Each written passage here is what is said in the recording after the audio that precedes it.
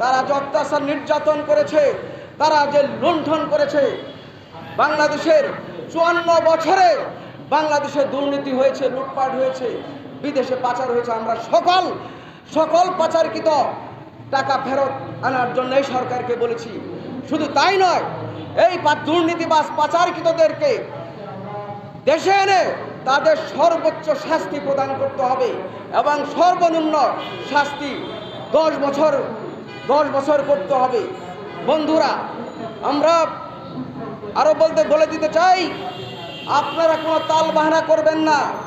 আপনারা রাজনীতির নামে, নির্বাচনের নামে ঘোলাটে করবেন না দেশের মানুষকে। একটি স্বাধীন সার্বভৌমত্ব রাষ্ট্র যাতে প্রতিষ্ঠিত হয়, বাংলাদেশের জন্য 52 ভাষা আন্দোলনের একটি গণতান্ত্রিক গণরাষ্ট্র পরিণত হয়, বাংলাদেশ একটি স্বাধীন রাষ্ট্রে পরিণত হয়।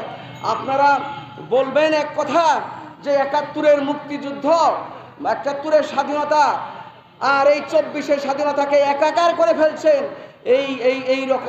এই রকম করতে চেষ্টা করবেন না।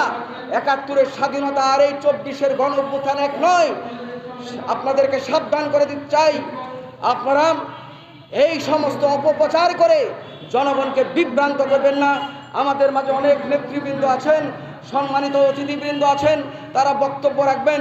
আমি আমার এই শেষ বক্তব্য হলো, বাংলাদেশ সমতা পার্টি যে আহ্বান করেছে, বাংলাদেশের মানুষকে ঐক্যবদ্ধ করার চেষ্টা করেছে, আমরা স্বাধীনতা সার্বভৌমত্ব রক্ষার জন্য আমরা ঐক্যবদ্ধ থাকব।